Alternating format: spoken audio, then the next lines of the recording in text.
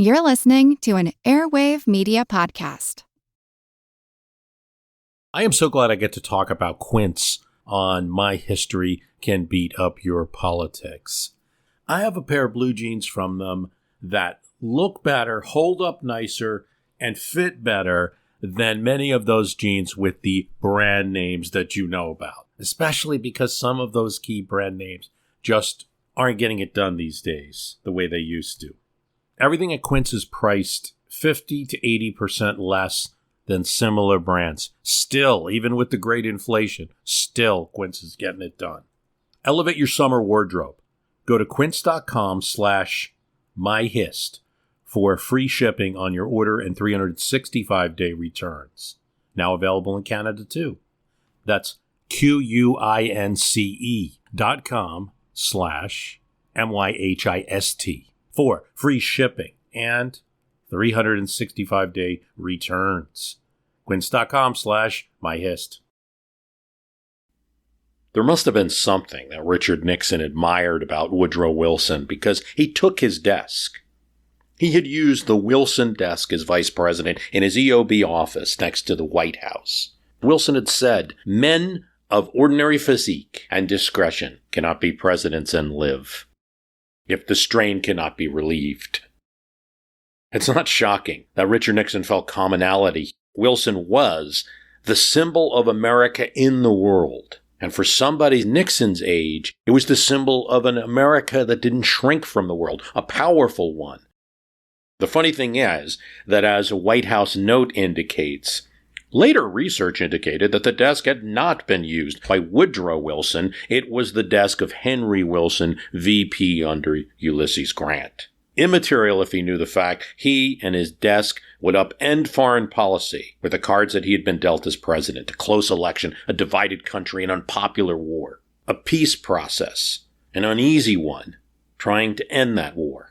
He had plans, and he had a Secretary of State, William Rogers, to execute those plans as normal in a presidency, but... As we discussed a few weeks ago, towards the end of January, you might not go public with the October plan and put it before them as if it were a new plan. Nixon, by now schooled, you don't use the actual rank, so he found his man in Henry Kissinger. Not really of Washington, but of Harvard. No, they aren't interested in who did what to whom. Kissinger was advising Nelson Rockefeller, and in the primaries called Nixon the most dangerous man in America. No matter for Nixon. He later started advising Nixon and the State Department under Lyndon Johnson at the same time. But as Nixon began winning, Nixon too, he also had a cadre of journalist contacts. Nixon could use them. Wilson had his Colonel House. Nixon had his Kissinger. Vietnam's raging in 1968. 500,000 soldiers are there. 30,000 have died by the time Nixon takes office. We can now put that in more perspective. It's enough to reach communities all over America, those deaths. Most Americans want it stopped. At the point he takes the presidency, one of Nixon's advisors is already going to say, the American people had already made the determination.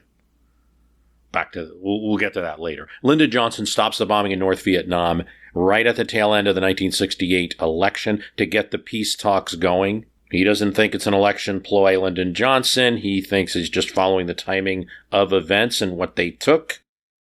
They're squashed when the South Vietnamese won't go along. We know now that Anna Chennault, directed by John Mitchell of the Nixon campaign, helped persuade South Vietnamese senators to stall. It's also true that the South Vietnamese may not have needed a reason to stall. Perhaps Chennault gave them a little extra confidence about who was coming to the presidency next. Perhaps they're going to do what they're going to do, but we know that happened. So it's not just totally Nixon taking over blind. He's actually determined what's on his plate as president of it. And that should be part of always of the history and always is here when we talk about these events. It's said that Nixon won the 68 election claiming to have a secret plan. And I got to tell you, this is one of these things I learned during this podcast, just like I hope you do. All right, we're both learning together a bit. Initially, I was going to write this line. I had one line. Nixon had a secret plan because it said so much. But he didn't exactly. And the Nixon Foundation's right to point out that he never says these words. Rockefeller said it of Nixon that he had a secret plan and wouldn't reveal it. Nixon did say his administration, though, would end the war and win the peace. So you could infer that implies one has a plan. If they're running for president and saying they're going to end the war and win the peace, they must know how to do it. He tells a reporter who asks him about a secret plan, if I had it, I'd give it to Johnson. So he's fairly upfront about it. The other thing to deal with this secret plan thing is that he does speak to editors off the record during the 68 campaign and tells him, basically, his secret plan. He will meet with the Soviets. He will meet with the Chinese to try to leverage the Vietnamese. And he will Vietnamize the war. Un-Americanize the war, you could say. Pull American troops out and have South Vietnamese fight for their own country. It's all off the record. That doesn't get quoted, but it could be where you got the whole secret plan. Nixon wins that 68 election. He gets his chance, takes over from Johnson. Johnson is allowed to continue the peace process as long as he can in the transition period. Nixon doesn't interfere. The Democrats' last days go nowhere. All they can agree on between the South Vietnamese and the North Vietnamese of the United States is the table that they're going to meet around in the Paris Peace Conference. Now, here's another it's a little bit of a canard, right? Because the table thing, because it really is meaningful. In other words, the North Vietnamese want the North Vietnamese government and the provisional government, Viet Cong government, that they believe exists in South Vietnam at the current time. South Vietnam and North Vietnam are fighting. South Vietnam does not have control over all of its territory. There are pockets that are controlled by Viet Cong, and there is fighting all the time and guerrilla attacks all the time everywhere. So that table has to do with that, where people are going to sit. And Averell Harriman basically works out a compromise that there'll just be a standard two tables facing each other, and we won't acknowledge the North Vietnamese, but they can come sit with you with this kind of thing. And that at least stops the peace accords from being thrown off, but there really isn't significant movement.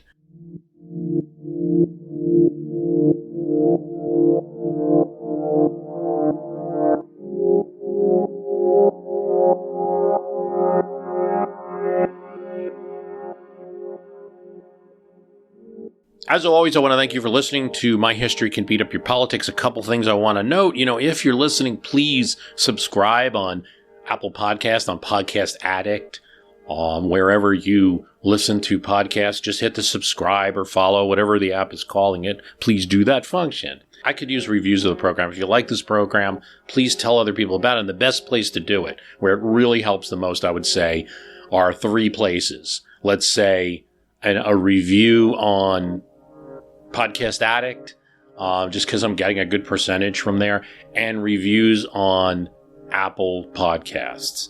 Otherwise, I'd say Overcast and Stitcher are two others where I could use it. Just give us a review if you like the program, please. Helps out. What we're doing here is talking about the Paris Peace Accords, because I did an episode about the Saigon situation in 1975. But this is how the peace deal was etched, and it leads to those events. And I think it's important in understanding the Afghanistan, just like it's important to understand the previous history with the negotiations with the Taliban and things like that to understand the Afghanistan situation now. I did a podcast in 2006, How Do You End a War? And I talked about it.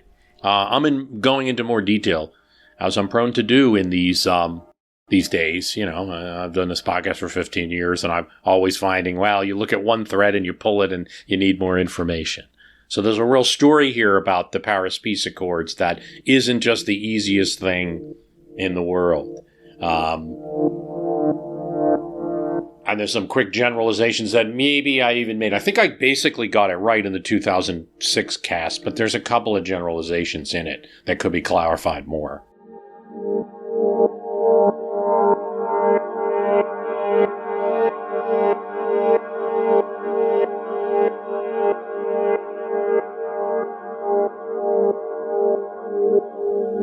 Senator Dirksen, Mr. Chief Justice, Mr. Vice President, President Johnson, Vice President Humphrey, my fellow Americans, and my fellow citizens of the world community. I ask you to share with me today the majesty of this moment. In the orderly transfer of power, we celebrate the unity that keeps us free. Upon taking office, Nixon moves immediately, tells Ho Chi Minh, alive for a few more months into 69, Nixon's first year, that he is interested in serious talks with the North Vietnamese, but insists he wants an honorable peace. And he defines what that means. Peace with honor means that South Vietnam must exist. It must be autonomous. Kissinger writes the same in Foreign Affairs. He asks critics of the new administration to give us time. He also gives a prescient warning. Unilateral withdrawal from Vietnam, just the U.S. leaving. Or, this is key, a settlement that unintentionally amounts to unilateral withdrawal, just the U.S. leaving, will lead. You get the sense there that there's hope of ending the war soon, new president, less baggage, the table resolved. Paris talks begin 5 days into Nixon's first term, but 20 days later, the Viet Cong attack 110 targets in South Vietnam, and Nixon threatens to resume bombing. Well, the peace talks are going nowhere. He's doing something else. Nixon is reducing the troops in Vietnam, the amount of troops. It's the first time this has happened. U.S. troops in Vietnam peak at 530,000 in April 1969, really the result of Lyndon Johnson's policies. Nixon will pull 25,000 out in July 69, his first year, 35,000 out in September, 115,000 total out his first year as president. It's an achievement, objectively. You know, it's something in doing this podcast. I'm going to point out a couple of things that really should be achievements for Nixon. It's hard with Nixon because of all the negatives, but if any other president did this, you know, it's a political risk for him to be pulling these troops out. Kissinger's always worried that every time he's pulling troops out, the enemy is going to look at that difference in force and take advantage in those points. But there's a few reasons we don't really consider Nixon the great war ender, and that's because, A, you have to consider American opinion was well ahead of even these steps Nixon were taking. If he pulls out 150, they want 500,000 out.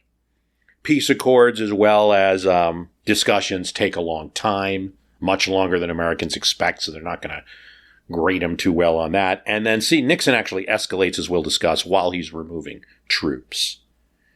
But yes, opinion is against. There's 250,000 protesters in his first year in Washington, D.C. Life magazine, in a big protest in Washington, D.C., Life magazine prints the 242 Americans killed in 1 week on the front page of its magazine, a visceral reminder of this cost. 300 Harvard students take over the Harvard administration building and kick the administration out in sit-ins that will be mirrored across the country. This is all happening as Nixon's taking office. Peace accords are delayed, they're dragged. Ho Chi Minh rejects Nixon's first offer. And that letter that Nixon writes to Ho Chi Minh rejects it. Nixon wants to escalate. He wants to do something after seeing no movement in his early first term, but he can't do it in public. LBJ had committed not to bomb North Vietnam when he ended the bombing. Nixon doesn't want to break LBJ's promise, not yet. But he wants to do something about supply lines that are causing South Vietnam to be attacked. Hanoi says America must go for them to stop attacking. Nixon won't do that.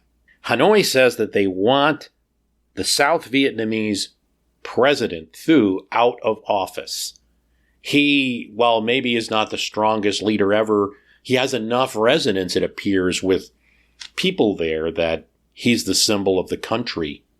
And if he's gone, I think the North Vietnamese think they can grab an opportunity. They want him out. Nixon won't sell out Thu. He won't sell out South Vietnam. That's not an honorable peace. Not everyone agrees. A Vermont senator insists, just withdraw and declare victory. It's an idea that catches on across America, particularly in your more Republican circles. Like, don't admit the war was wrong, just withdraw and declare that you won. Nixon talks to Charles de Gaulle in France in an early trip. De Gaulle's country is hosting those peace talks. He's just pulled Algeria out of France, and France was there for 100 years. There's terrible opposition to it. He's almost assassinated, de Gaulle is. He asked Nixon, why not just get out of Vietnam? You get nothing out of it. And Nixon says, well, we'll weaken America. If we do that, we'll weaken our position with the Soviets. De Gaulle says, it'll be exactly the opposite. You're going to weaken your position if you stay in Vietnam. He knows the French experience. The entire Vietnam comes from the experience of French Indochina. When the French left, the countries partitioned, North and South Vietnam. North Vietnam, a communist country. South Vietnam, a republic, if sometimes corrupt country.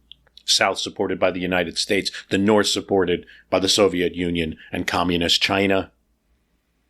We eventually sent troops into the South to support that. This comes out of the French experience, and that's not a good one. Nixon won't do what de Gaulle is saying. He won't just pull troops out of Vietnam. He won't just withdraw from Vietnam. Rather than submitting a laundry list of various proposals, we have laid down those things which we believe the other side should agree to and can agree to. His first press conference, he tries to negotiate by TV. He's not going to go meet with the North Vietnamese right now. The restoration of the militarized zone as set forth in the Geneva Conference of 1954. Mutual withdrawal, guaranteed withdrawal of forces by both sides. The exchange of prisoners. All of these are matters that we think can be precisely considered and on which progress can be made. Mutual withdrawal from South Vietnam, he says. He offers U.S. withdraws, so do the North Vietnamese, and a prisoner of war exchange. Hanoi rejects this. At this early juncture, Nixon doesn't appear surprised by it. It's a negotiation. Nixon is familiar with this. He's got some CIA info, possibly reliable, that Hanoi knows Nixon is under less pressure than Lyndon Johnson was. Now, where we go from here depends upon what the other side offers in turn. He comes up with something else. He works out with Rogers and Kissinger and others the madman play. Let them know I'm a madman. I'll do anything. After all, Nixon had a reputation of exposing domestic communists in the 50s, of attacking red candidates, of being a hardline anti-communist against the spread of communism in the world. He has a rep. He tells his staff, let the North Vietnamese, let the Soviets, let the Bulgarians, whomever you talk to, that are going to relay a message perhaps to them, that this guy is a madman. He's unpredictable, Nixon. He could do anything. Tell him his hand's on the button. Say that. This policy is not really effective. Ho Chi Minh has beaten the French. They're used to fights, threats, intimidation attempts. Very little is obtained from this type of strategy. As 69 moves forward, North Vietnam attacks the center of South Vietnam using Cambodia as a vehicle. Nixon bombs North Vietnamese troops on the Vietnam side of the border in response. And he wants to do more. He wants to attack the supply lines themselves, but they're in another country. What can he do? Cambodia is a sovereign nation. Prince Sihanouk is head of state. He's a little too comfortable with China and the Soviet Union, but he also talks with the U.S. He is supporting the arms traffic going through his country. Nixon looks, can we bomb his country anyway? Well, Rogers and others say, you're going to stir up domestic trouble.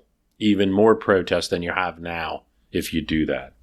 Can we bribe him? They ask the CIA. The CIA figures he's making more money on the arms traffic than you're ever going to be able to bribe him for. Shelve it for the moment. Nixon's next tact is to work with the Russians, really at this time we'd say the Soviets. Can't use those terms interchangeably, except remember that the capital is always Moscow and the center of gravity there. And it was very common in American times that we're talking about to say the Russians, the Soviets. Asked Kissinger to meet with Dobrynin, the ambassador, to link Vietnam to what the Soviets want, arms control. There's limited receptiveness to this. Also, Kissinger doesn't like the idea, and he's dragging his feet a bit. Nixon doesn't think that the Russians really have control over Hanoi, which he's probably right on. Nixon never agrees on this. Nixon decides on a way around Cambodia, secret bombing that the U.S. will not announce. We'll bomb, but not let anybody know about it. Usually if America does something, it's broadcasted in all the newspapers, right? So he's just going to do a lot of bombing, but not tell anyone about it. They get the Prince of Cambodia, who's already having trouble with rebels in his country, to kind of agree. He doesn't need to be bribed, just kind of talking with the U.S. And he can't stop the armed traffickers, but he's also going to play nice with the U.S. Operation Breakfast begins. B-52s bombing Cambodia supply lines. The chiefs tell Nixon it's a success. They're especially proud of the secondary fires it causes. So to some degree, Nixon calls this one right operationally speaking because the Cambodians and the North Vietnamese, unlike what Rogers warned them, don't talk. They don't let anybody know. To do so would mean they'd have to reveal their own border activity and plans and not look so good in U.S. and world opinion. Or should have let them have it again, Nixon says. Crack the hell out of them. When Moscow rejects linkage or fails to embrace it, Nixon indeed launches more bombing raids. It's all in the first year of his presidency. Operation Lunch. 90 BF-2s hitting Cambodia and causing 150 incendiary explosions on their supply lines. The New York Times get winds of these attacks. The White House denies. They go with a story even on their front page, but it's unconfirmed, not picked up by other media. Nixon launches 4 more attacks into Cambodia, bombing attacks, snack, dinner, dessert, and supper. The whole thing is called Operation Menu. Someone at the Pentagon is hungry, or maybe it's just Nixon. The 1969 raids officially are secret for 4 years. That's how Nixon's first year goes. No quick peace, and I don't know if he expected it. I think maybe he did. Maybe Kissinger did. I don't think he's tremendously disappointed in that first year. I think, I'm going to talk about this a bit in this cast, and it came out during this research. I'm just reminded of it, that we always got to look at the kind of the two Nixons, as a Nixon as president, and then the fact that we have all this personal communications of him that we don't have with other presidents. Do we hear every minute of Barack Obama in the office, or every minute of Bill Clinton, and the frustrations that they all felt? Are we reading too much sometimes? I think Nixon also was an experienced negotiator and probably looks at this first year as, oh well, But there is one factor to consider. 1970 brings something else. His approval rating is dropping. It was in his 60s in his first year, and presidents then really did earn higher ratings. So Nixon coming in with just a minority of the popular vote, which has now happened in a lot of other presidential elections, it happened then because it was a 3-way election, doesn't have the confidence of everybody. So he's been in his 60s the first year. Pretty good considering Vietnam's going on. Now it's in the 50s. By March 1970, 53%, this is Gallup, approve of the job he is doing. The public is tired of Vietnam and wants it wrapped up. This may not be completely fair on Nixon and their desire to do this right now. He can't just snap his fingers and do things like this, but 48% approve of his Vietnam policy. So that's even lower than his approval rating by March 1970. The administration is eager to push back on criticisms, the stuff of hippies and hysterics. But even friendlies within the administration, Al Haig warns, can't ignore the anti-war group. You can't keep prosecuting the war if the ones prosecuting the war are sent home by voters. And Nixon knows this. It's on their radar. And so it's the clock. It's year 2 of the second term. Nixon and Kissinger think alike. New playbooks. Don't follow conventions. They are suspicious of each other. Nixon complains about him to Haldeman all the time. The other aides leak stories about him, keep a watch on him. They fear that Haldeman is going to leak stories about the administration, and they fear his knack for self-promotion. Kissinger just as much. He's not in a kind of permanent or not a cabinet job, right? That's William Rogers. So he gets a little jealous when, I don't know if that's the right word, but sort of works, when Nixon discusses anything with Rogers. What did he say? What did he say? What does he do? He wants one-on-one with Nixon. Kissinger, in effect, is a national security advisor. Could be replaced any time. Bring in another advisor. Don't even have to talk to Congress about it. Or, more importantly, as things happen in the White House, secretly canceled. So these are the factors. The reality is, Secretary of State Rogers in the Nixon administration, Nixon has made him all but a figurehead. He's the guy that meets with Japan. Nixon tells the Soviets to deal with Henry, not with Rogers. That's no problem for the Soviets. They are used to that. But Nixon's got a plan for 1970 and announces it on TV. And I think he feels pretty good about this. It's Vietnamization. The South Vietnamese will pick up the war so the U.S. can withdraw with honor. In addition, Nixon secretly bombs Laos, another supply center for the North Vietnamese attacks. He also secretly sends an envoy to meet with the North Vietnamese. This is Vernon Walters. And it sets up actions that will happen in Paris. May 2nd, 1970, Nixon's on the phone with his chief of staff, Haldeman. Good numbers. His speech has got 65% approval in a poll. Only 35% disagreed. He tells Haldeman, let everybody go home. Get some rest. No, Haldeman said, not when we're just getting things rolling. I'll let up on them later. Smart man, since this was a Friday, and Nixon didn't seem to mean it anyway. The president watched Patton on Saturday night, and after watching that movie, he came in on a Sunday. We need bold moves, imaginative moves. None of this searching around. Congressmen, really put the screws in them. Some of them are cowards, sticking the knife in U.S. troops, giving aid and comfort to the enemy. Use that phrase. Hit him in the gut. He's also constantly going after leaks within the administration. Who's talking to the New York Times? And something else happens and no one knows it. Kissinger goes to Paris. The North Vietnamese delegation is still there. Peace accords are delayed, but they're not over. Le Duc Tho, a member of the Politburo, a significant revolutionary, is there leading the delegation. Now that's important because that means the North Vietnamese are taking it seriously. This is a guy who spent time in French prisons, who was a big part of the revolutionary movement. This episode is brought to you by San Pellegrino Ciao. A gift from Italy to your home. San Pellegrino Ciao is a flavored sparkling water made with real fruit juice, finished with a pinch of Sicilian salt for a perfectly balanced taste. So which flavor will you choose? Peach, lime, blood orange, cherry, or maybe the all-new limoncello? Crafted in Italy with 0 grams of added sugar. San Pellegrino Ciao. Buy it now. And he meets with them. Kissinger describes the room with this dingy carpet and meeting of these people. They're just insistent on their policies. They're used to negotiations. They're used to conflict. His aide Winston Lord says there was really very little change. Kissinger wires Nixon that we're still very far apart. These meetings take on a little interesting nature and get close to being caught, but they come up with a clever ruse. So, and this is actually the next year when there'll be more of these meetings. Le Duc Tho is in Paris. Kissinger visits Paris. And the press is upset with Kissinger because it's like, here's the North Vietnamese counterparts, and you're not even meeting. You're in the same city.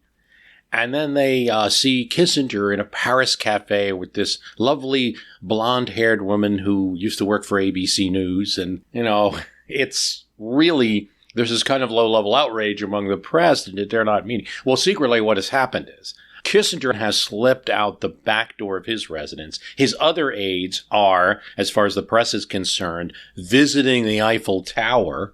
Kissinger actually gets in a car, picks those aides up after they've, convinced the press that they're touring the Eiffel Tower enough, brings them to the safe house where the North Vietnamese are, and they meet. The press was pretty mad at us, Winston Lord says. There's more meetings through the second year of Nixon's term with varying results. Sometimes, as Winston Lord describes it, Le Duc Tho has a headache. Other times he seems to open up and talk more. We knew when he had a headache, we weren't going to get much. But in reality, it always seems to be the same position. They want the South Vietnamese President Thu to go. They want unilateral withdrawal of United States troops, and they want a coalition government in South Vietnam. Their friendly, provisional communist government, the Viet Cong, and the South Vietnamese, a coalition government. That's their proposal. Winston Lord notes they really don't move much off this, even as we keep having these secret meetings. In April 1970, Nixon makes the decision to make his invasion, bombing, and ground invasion of Cambodia public. It is immediately followed by the shootings in Kent State. And an enormous protest in Washington, D.C., the greatest that they've seen since the Vietnam War started. 400,000 people, students from all over schools where there had been sit-ins and other protests, where classes and sports have been canceled, show up in Washington, D.C. Haldeman says now, Nixon's sleep, very disturbed. When Nixon announces the invasion of Cambodia, he concedes on 2 points as well. Hanoi doesn't have to withdraw to restart the talks. We just need a ceasefire. And Nixon proposes a new peace conference, perhaps led by the UK and Russia, as well as the US and North Vietnam. They go nowhere. They try, but they can't get the Soviets to commit to a summit with the United States. North Vietnam strings along more, and Nixon, as an old college football fan, probably knows how to read a clock. In 1970, it's effectively 2 years. He does badly in the midterms of 1970. This is not a good sign. There's a number of Democratic presidential candidates vying to replace him. By 1971, his approval slips below 50% for the first time, and disapproval of Vietnam policy above 61%. They never really moved, Winston Lord said.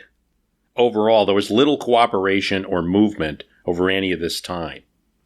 So much of it might have been internalized. We thought we heard something different in what they were saying. Reality was, Lord said, they seemed to just be listening to us to see if we were coming any closer to their position. The Vietnam War effort suffers a blow when Lieutenant William Calley is convicted of premeditated murder in a military court for the events in the village of My Lai. Premeditated murder. Nixon allows him to serve his sentence in barracks while awaiting appeal. He'll be pardoned eventually. Still, it's just one more blow, morally, against the war effort. The North Vietnamese seem to know that domestic approval is eroding in the United States. The North Vietnamese ask Congress now to set a withdrawal date. They're going over Nixon's head. Nixon should be a peacemaker, but the public is so far ahead of him, as we already said, and more in 1971 than they had been in 1969. Protests are frequent and large. A young veteran appears before Congress and asks, he's a veteran, not some hippie protester, and he asks, how do you ask a man to be the last to die for a mistake? Even President Nixon thinks, watching it, that John Kerry is a very effective speaker on TV. He tries to counteract it. He tries to meet with some students. It goes nowhere. He curses them to Haldeman, the jackasses. Why do I have to meet with them? Now Congress acts, taking several votes on withdrawal from Vietnam.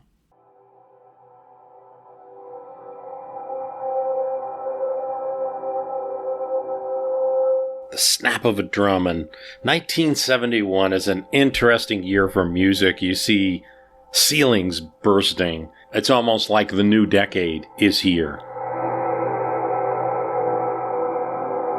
The snap of the drum, and Wake Up Maggie, I faces singer Rod Stewart with that song and that piercing mandolin. So different. Marvin Gaye switches up, writes his own songs and writes songs about the environment, race, war, and peace.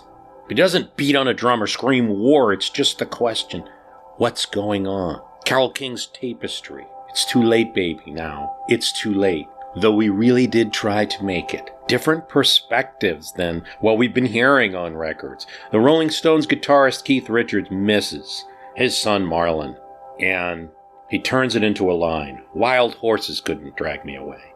Mick Jagger rewrites it, and the band turns it into a hit. At 8512 Santa Monica Boulevard, Jim Morrison and Ray Manzarek and The Doors record an album in 6 days. They get help from Elvis's basement. Morrison is an Elvis fan and a crooner, and he sings Mr. Mojo Rising in the bathroom. He speaks it. He hurls it, Mojo Rising.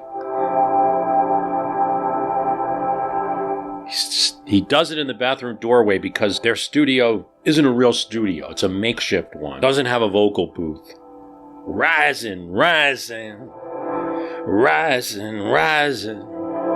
He'll die, we think, 3 months later.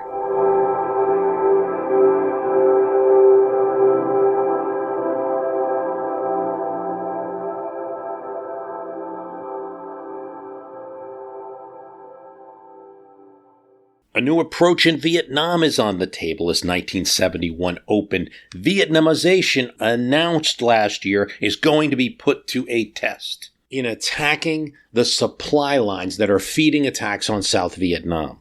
But there's an issue. If you want the supply lines, you got to go into other countries. That's what the North Vietnamese are doing. They're going around the demilitarized zone and going through Laos, through Cambodia. By the time you're getting to 1971, something's happened in Cambodia. The prince has been overthrown, probably with U.S. help. And that government, that new government, will not allow North Vietnamese in. In fact, the whole government, the revolution is founded on not cooperating with the North Vietnamese. Cambodia is closed. Now they've got Laos. They've still got Laos. And Laos is an old supply route going all the way into the 60s, so it's a problem. By congressional amendment, U.S. troops cannot operate in Laos. So the South Vietnamese army will. This is a test of the new system. It's really an attempt to do two things. Take out that supply line and shift the momentum. Potentially for South Vietnam not to be on defense, but to be on the attack. And to boost the morale of the ARVN, the Army of the Republic of Vietnam, the Army of South Vietnam. The operation is called Lam Sam 719. And it begins with 21,000 troops, tanks, and men pouring in, making progress at first, with U.S. Army helicopters to provide support. That was the loophole in the congressional law, that you could provide air support and the support personnel needed. So they can keep support and logistics on the Vietnam border and then also send in copters and rangers to help. Now, the goal is to take a city of Chapon, which is known to be a city in Laos that is a known supply depot for the North Vietnamese. And to take it, they're going to take, and this is kind of funny for somebody coming from Jersey, probably 1,000 other states, a road called Route 9 through Laos to get there. It's formidable terrain all around, though. And something else is going on.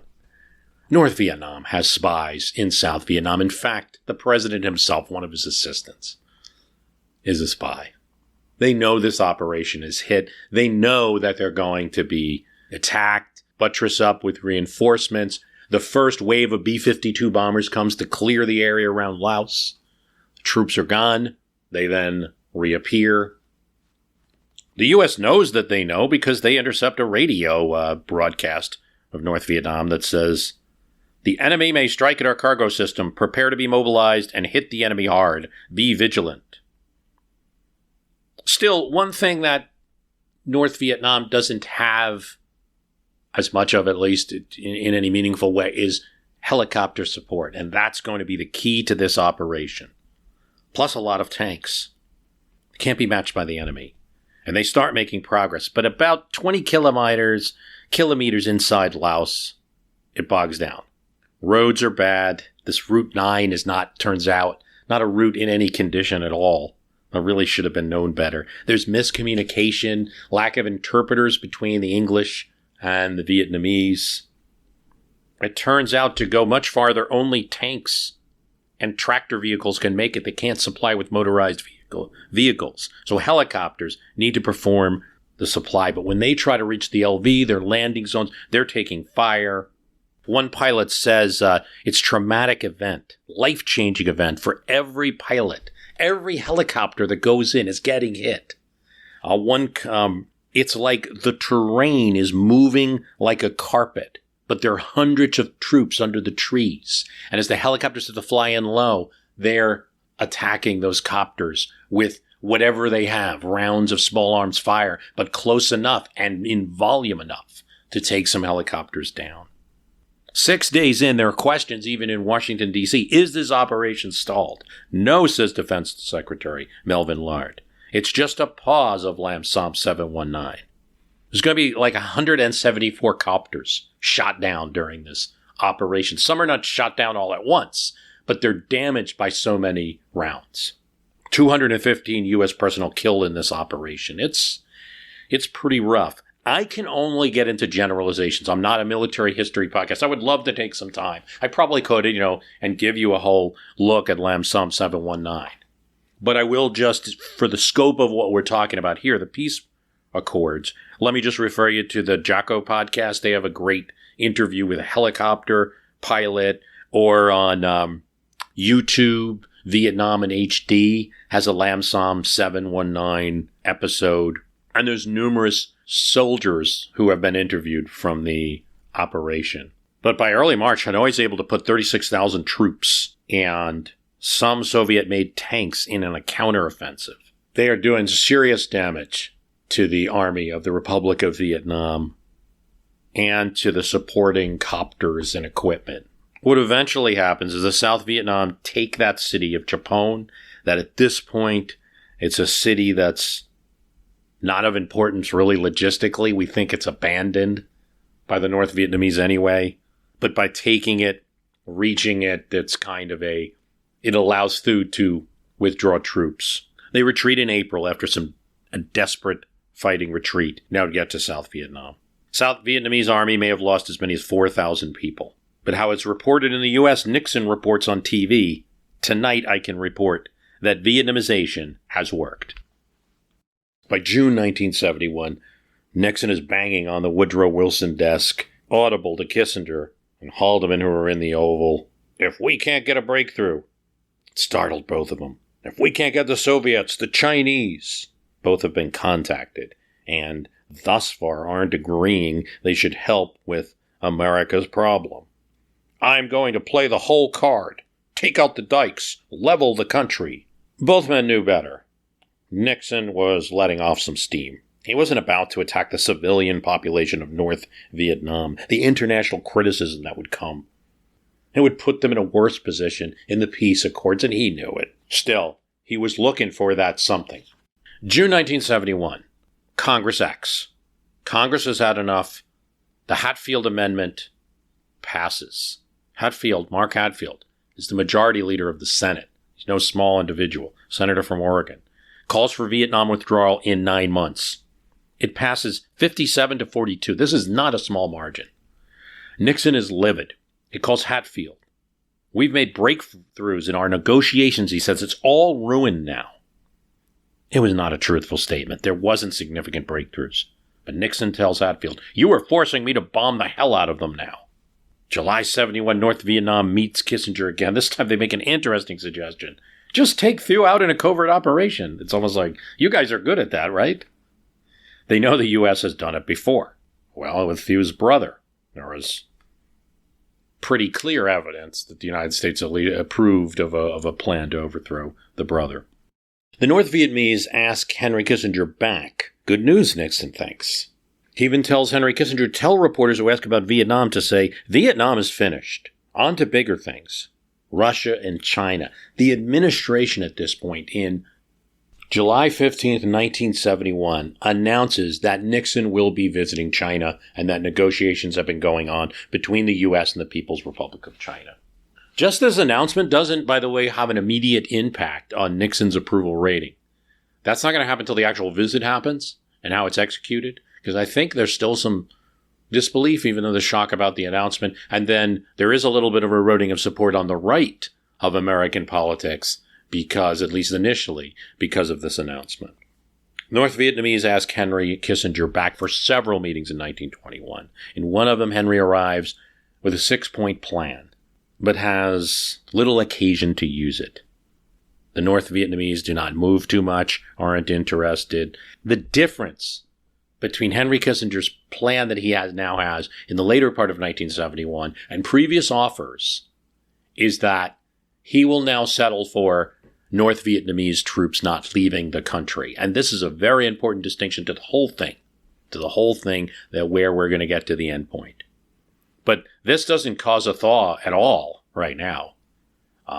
His 6-point plan is still dead on arrival. The North Vietnamese do make an interesting suggestion. They say in some of the meetings, you don't have to get rid of President Thu, just leave it to South Vietnam. That's a small concession. You don't have to get rid of him. We can have an election in South Vietnam. It's a move away a bit from the coalition government position.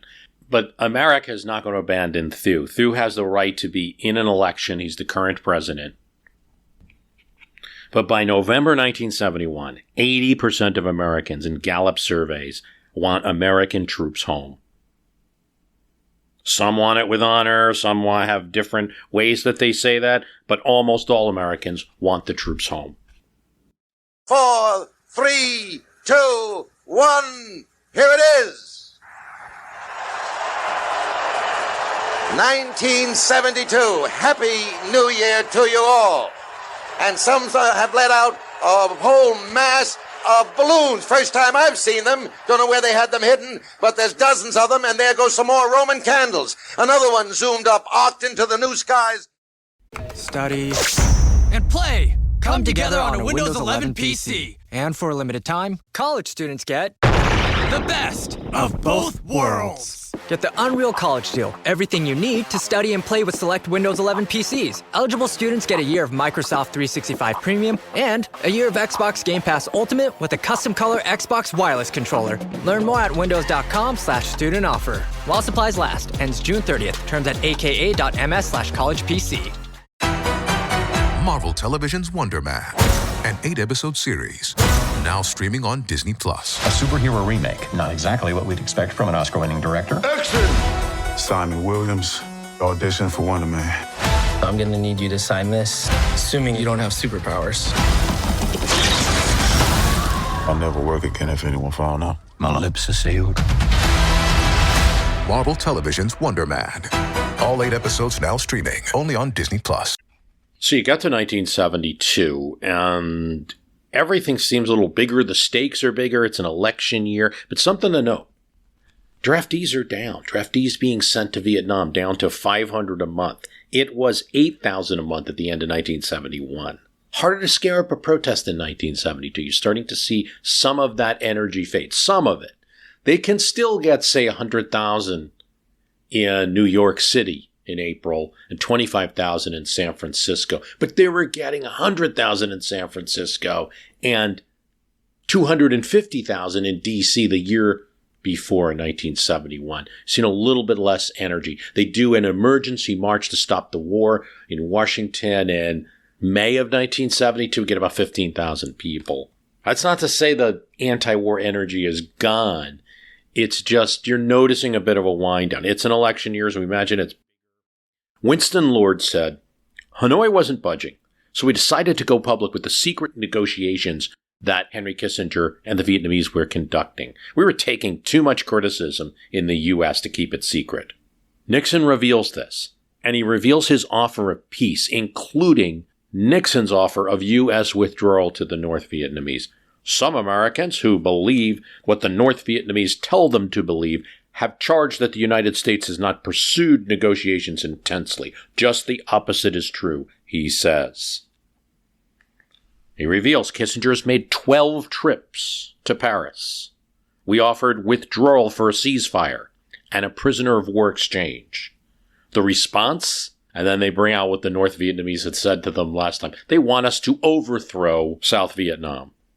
Richard Reeves describes it this way. It was a startling night for most Americans who had not heard of all of this. Hanoi denounces the speech as an election year gimmick. Nixon's plan is shocking even Democrats in Congress. McGovern, who's going to be his opponent in the fall, claims victory. He said Nixon adopted his plan. At the same time, he opposed our plan in Congress. He was offering the same thing to the North Vietnamese, McGovern says. That may be true. But it's bad news for McGovern and Democrats seeking to sit in the place that Nixon is sitting in because, as the Washington Post says in a headline, war issue deflated. It wasn't completely, but it certainly did take some of the stuffing out of the criticism. 1972 is also going to be when Nixon visits China. It's a tremendously successful visit. You start seeing poll numbers move up from 50% straight in the middle to 56 after this visit. He's also going to open up with the Soviets after this. The Soviets have been kind of dragging on a summit, on arms control, and definitely on helping with Vietnam. After Nixon goes to China, the Soviets are much more interested, and there will be a summit meeting. Nixon's Russian breakthrough is almost as important for how his presidency should be viewed for the later end of the Cold War for reducing tensions in the world generally than even the Paris Peace Accords. So it's an achievement that's kind of buried in with a lot of other stuff. In terms of the North Vietnamese, the answer to Nixon, if there is one, comes not at the negotiating table, but with an attack. The Easter offensive that is unusual as it is not the standard North Vietnamese guerrilla attack. It is up front, a total direct attack, tanks rolling across the DMZ zone, 15,000 North Vietnamese soldiers. Here's what Richard Reeves says in his President Nixon Alone in the White House. The South Vietnamese, the Americans, and the South Koreans. And it's important to note, in Vietnam, there were almost 40,000 South Korean troops in the province. We're surprised, not by the attack, that happened every spring, but by the fact that the North Vietnamese came as an army, not as guerrillas. They were out in the open, using hundreds of new Soviet T-54 tanks, rolling towards Quang Tri City, with a population of 35,000, which had been defended by a United States infantry division until the division was withdrawn in August 1971, and then south possibly Da Nang. It was a cloudy day, already raining, so the South Vietnamese could not fly air support for their troops on the ground, and high-flying American B-52s could only bomb blind through the cover. Koreans, usually the bravest of soldiers, did not want to fight. What was the point? The Americans were already going home. Only 85,000 or so American troops remained in the South, and there were no large American combat units left in the country. By Easter Sunday, April 2nd, the North Vietnamese had taken half the province. At the same time, North Vietnamese were moving in the Central Highlands, and Viet Cong units were moving on old U.S. fire bases in the Mekong Delta near Saigon. The president was frantic, insisting the weather was good enough to fly, and accusing the Joint Chiefs of using the clouds as an excuse.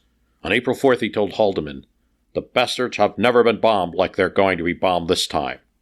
Nixon writes in his diary, "It is ironic that having come this far, our fate is really in the hands of the South Vietnamese. If we fail, it will be because the American way simply isn't as effective as the communist way in supporting countries abroad. I have a feeling that this may be the case. We give them the most modern arms, we emphasize the material to the exclusion of the spiritual and the Spartan life, and it may be that we soften them up rather than harden them for the battle."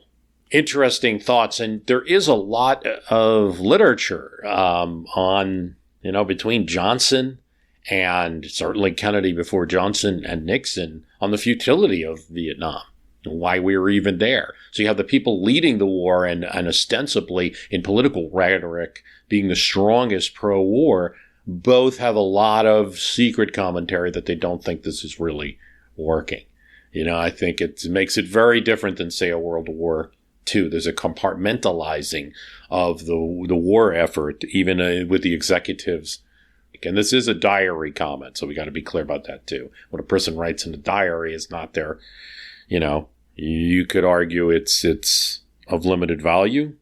In April 6th, the weather began to clear and hundreds of United States planes, both Air Force and Navy fighter bombers, were in the air. They were targeting North Vietnamese surface-to-air missile installations along the DMZ and concentrations of North Vietnamese troops. Here's what Al Haig says. The Easter offensive looked pretty menacing. The North Vietnamese moved into Quang Tri, devastated big artillery bases up there, caused considerable mess. If you were sitting in Saigon at the time, your windows were rattling with B-52 strikes. But, Haig said, the effect could be overstated because it was repulsed by the South Vietnamese, and pacification or the state of politics, states of the contest within South Vietnam was not affected at all by the Eastern offensive. In fact, after the offensive, the South Vietnamese felt there was no reason to etch out a deal. They had been attacked, and they had survived. Why quit? Here's Richard Reeves. The United States struck back on April 16th, bombing North Vietnam heavily and systematically for the first time since the spring of 1968. Waves of B-52s bombed the port city of Haiphong, while Navy F-14 fighter bombers strafed Hanoi. The principal targets were docks, warehouses, and oil depots, shipping points, for the spring offensive, and 4 Soviet ships, Haiphong Harbor, were among those hit. Well, we really left them our calling card this weekend, the president says to Haldeman at Camp David that Sunday. They go to Camp David to cover for Kissinger, who is secretly meeting with the Soviets. And the one thing that they're going to get agreement on is there's going to be no future military shipments to North Vietnam. Russians have more interest in pursuing better negotiations with the U.S. than their friendship with North Vietnam. Nixon wants more from Kissinger. This is interesting. There's tension that continues between Nixon and his national security advisor, who's ostensibly achieving things for him. Kissinger was determined, this is Reeves, Kissinger was determined to duplicate the China success, which he saw as his own. The president was worried that the Soviets were setting him up. If the May summit was going to be canceled over Vietnam, he wanted to do the canceling rather than give Brezhnev that chance. The mistrust produced days of tense, overlapping cables to and from Camp David, with Haig acting as the buffer between Nixon and Kissinger. Kissinger's first communication includes, Brezhnev wants a summit at almost any cost. He swears he knows nothing of Hanoi's offensive. Nixon says there could be no back down with Vietnam and tells Kissinger, you should be aware that the president has received results of a Sindlinger poll, which indicates his popularity has risen since the escalation of fighting in Vietnam. President restless at Camp David and has asked me to advise you that you must be in Camp David not later than 6 p.m. Washington time Monday evening. Nixon and Kissinger now just start going back with these cables. Kissinger's like, you're going to get a big arms control deal. And Nixon's like, I don't care. And it's, kind of par for the course with these two. And that's really right there, the action of 1972 when you look at it. We can get into the election and the gaming around the election, but it really comes down to the North Vietnamese have their big attack. The United States and South Vietnamese have their counterattack, and they they beat back the invasion. It's on October 12th, 1972, that Kissinger strikes a deal with the North Vietnamese. They contact him. They want to meet again. Winston Lord says, we went over to Paris for this meeting in October 72, and we were given a present. Ceasefire in place, release of POWs, government of reconciliation. They dropped their political demand for Thieu to not be in power anymore in Saigon. It was the break we were looking for. They had dropped the political demand they were making for years. The terms are closer to these final peace accords. Both sides agree to resupply support only. North Vietnamese forces in the country can stay. They back down on a coalition government, but go for something called a Government of National Reconciliation, which the Americans are going to do their best to keep as meaningless as possible. Thieu stays in for the time being. Border by arbitration, internationally, negotiation between the two countries. Kissinger's excited by the concessions. So is his staff. He crosses 6 time zones, which meant that he could deliver the news to Nixon technically on the same day that he etched the deal. When he does, Nixon loves it. You've gone 3 for 3, sir, Kissinger tells Nixon, talking about good outcomes in China, Soviet Union, and Vietnam. It really is going to be true about 1972 that that's the case. And that's the reason Nixon gets a second term. Now, there's a little more events, but Nixon tells Henry, I'll sign just as long as South Vietnam agrees, as long as President Thieu signs. It's an agreement keeping in power. Thieu will sign, Kissinger says. Prepare for a ceasefire by October 30th. Everyone's excited. But it doesn't work out this way. On the 18th, Kissinger gets unexpected resistance, not from North Vietnam, but from South Viet. He hands him a letter from Nixon touting the benefits of the deal. It's the best we can do, Nixon says to the South Vietnamese president, asking for cooperation. Here's what Winston Lord describes. When President Thieu heard our presentation, he didn't react. He just listened. We had no reason to be pessimistic after that initial meeting. But then 3 days later, we got bashed.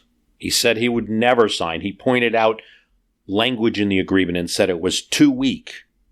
Now, Thieu's reacting. He probably got some of his advisors to the fact that this deal insists on leaving North Vietnamese troops in his country. South Vietnam looks like they call it the leopard because there's still these little bubbles that are pockets of Viet Cong control within the South Vietnam country. And the U.S. Army, especially with the drawdowns, is just using air power, is saying they're not going to get rid of them.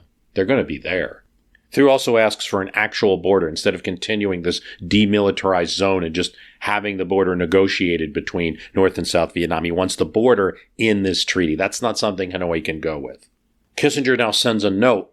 He was supposed to go to Hanoi to sign agreement. Now he has to send a note saying, literally now he's writing to the North Vietnamese, don't give up hope. We just need a small delay here. We agree to the terms, but we have to get South Vietnam to agree to the term, and we need more time. The North Vietnamese react badly to this, and they publicize the deal on Radio Hanoi, which means the entire world knows about the deal that the U.S. and the North Vietnamese made, but the South Vietnamese will not sign. They also accuse the U.S. of bad faith in negotiations, that this is some kind of game that they're doing. Peter Rodman, the assistant defense secretary, says, it really didn't matter if we had it before or after the election. It made no difference at this point. When Saigon balked, we said fine, and we went home. We were going to wait till after the election. The White House at this point instructs Kissinger to say something public. Later, Nixon will claim he didn't authorize it, that it was too strong of a statement, but they did authorize him to say something about the state of negotiations. Despite what North Vietnam and South Vietnam had said, this is where Henry Kissinger goes out, makes his press conference, and says, peace is at hand. Don't listen to what the North Vietnamese, South Vietnamese are saying. Peace is at hand. Nixon's press secretary, Charles Colson, says the comments wiped McGovern out, Nixon's opponent. This episode is brought to you by Perfect Bistro Cat Food. Hey guys, today I'm interviewing my cat about his perfect bistro food. Percy, you seem to be a big Perfect Bistro fan. Care to comment? Totally. What do you like about it? You love the high-quality ingredients? And the delicious flavors, of course. Yeah, that makes a ton of sense. Listen to Percy, guys. Visit perfectbistro.com to try it for your cat. Nixon's just glad, and this is 1972, where things are early, not fully boiled up yet, but he wants to wipe out this 2-bit Beltway insider scandal called Watergate. Get it off the newspapers, and for that day it does. Nixon gets over 60% of the popular vote in the 1972 election, every state save D.C. and Massachusetts. But peace isn't truly at hand. In a sense, Kissinger was wrong. And you have some interesting dynamics. Here's what Henry Kissinger says much later. He believes that from the North Vietnamese point of view, they had to get a deal before the election, and they set their own timetable that way. And that's why it was wait until we got to the election. They realized Nixon was going to beat McGovern. They were going to get less from a President Nixon in the second term. But as Kissinger said, they had no idea because they didn't know enough about American politics to know that what was coming was a big supplemental vote in order to continue the war. And there wasn't support in Congress. We caught the North Vietnamese in a wrong assessment of our situation. They thought our situation would be better after the elections. It would be worse. We would have been under pressure to pull back the B-52s. If the North Vietnamese found out later we couldn't escalate, we would lose the opportunity to negotiate at all. But with South Vietnam not signing the agreement, nothing can be done right after the election even. Nixon does one more thing. He conducts bombings on Christmas in 1972, hitting North Vietnamese targets, being sure to hit docks, oil depots, things that would hurt. And it's kind of an interesting thing that happens. They get a conciliatory note from Hanoi after this, suggesting that maybe negotiations should be resumed. Yeah, the endgame of Vietnam really comes down to the U.S. and South Vietnam. Here's what Charles Whitehouse, Ambassador to Laos, says. They were, and this is about the South Vietnamese, they were confident that 68 would be repeated. They liked the way it was. They liked the deal they had. They reasoned that it was better for them to wait. The longer, the better. Senator Barry Goldwater, the staunch conservative, hearing about what South Vietnam's doing, Thieu dragging his feet, says if Thieu keeps doing this, to hell with him. Nixon makes sure that his ambassador shows that note to Thieu and South Vietnam. They get a copy. This is a major conservative voice in America saying, leave South Vietnam at the table. Nixon backs it up with a letter for Al Haig to deliver.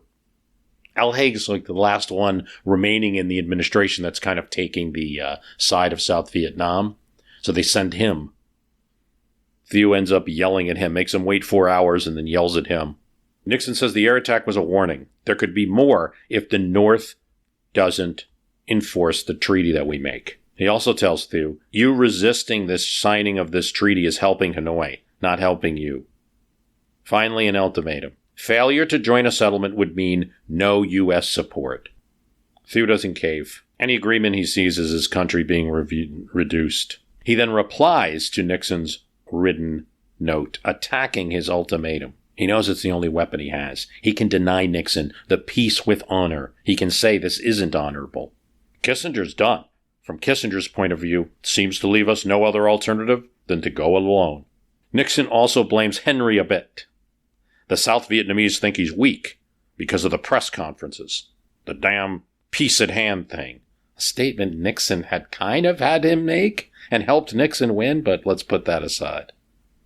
Now when Hanoi agrees to resume talks, Nixon announces a bombing halt on July 8th. Winston Lord's opinion is it moved very quickly once the peace process started in Paris again.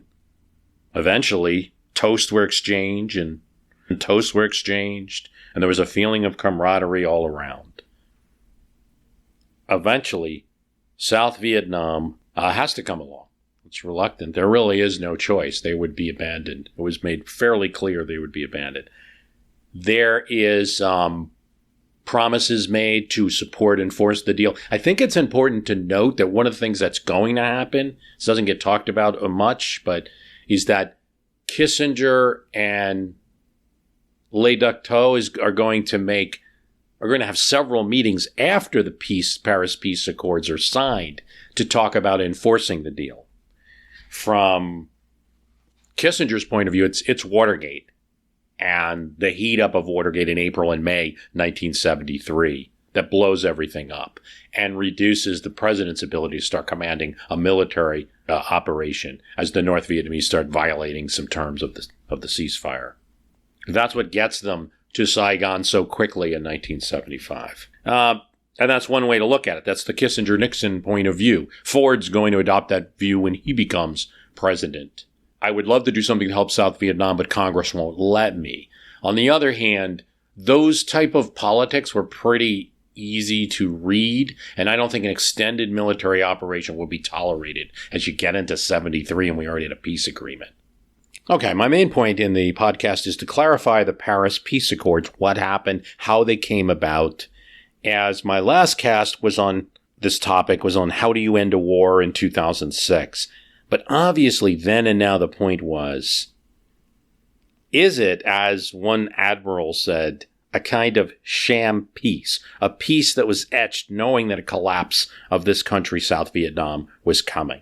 The troops left in North Vietnam seems to be the greatest evidence of this. You have a deal which leaves enemy troops in the territory, the pockets, the leopard spots. Possibly different strategies would have gotten a deal earlier. Here's Peter Rodman, Assistant Defense Secretary. When President Nixon came to office, I think our options in Vietnam were already clear. The only issue was how we were going to get out. The decision to disengage had already been made by the American people. Would say a re-elected Johnson had secured a peace better than a newly elected Nixon. Yes, I think it's possible. Obviously, that's what the North Vietnamese feared about 1973, according to Henry Kissinger. Johnson wanted peace with honor, but wasn't as tied to the rhetoric in a political campaign that way. He didn't have to show off a different type of policy approach for 4 years, try something new, could have just continued the process, combinations of bombing and bombing halts as carrots and sticks. But more importantly, Hanoi would know that they were dealing not with a new guy, but with the same leader still in charge. But here's what Lyndon Johnson does not get you. He does not necessarily get you China. I think it would be difficult for him to make such a reach out, nor the Soviets necessarily in a two-term, but he did want to reach out to the Soviets, even went out to a Soviet meeting during the transition period. So you don't know what he might have gotten there. There would be an additional 20,000 casualties in Vietnam during President Nixon's term, and the war would be made a two-party war. was the entire Nixon presidency just a stall out for a peace with honor that really came to be essentially what Kissinger had warned against in his Foreign Affairs article in the beginning of the Nixon presidency? Don't do a deal that's even inadvertently a withdrawal that's going to lead to the collapse of the country. It seems that any reasonable person, it seems to me that any reasonable person will look at a deal where there's 100,000 soldiers of the enemy left in a country and say, this is a deal that's really just allowing you to get out. But I did want to explore it in more detail. And, anytime you do look at something in more detail, you see some more possibilities. I want to thank you for listening. The website is www.myhistorycanbeatupyourpolitics.com. If you haven't left an Apple podcast review for us yet, please do. We're part of Airwave Media Podcasts. Go to airwavemedia.com for some great other podcasts. Thanks for listening.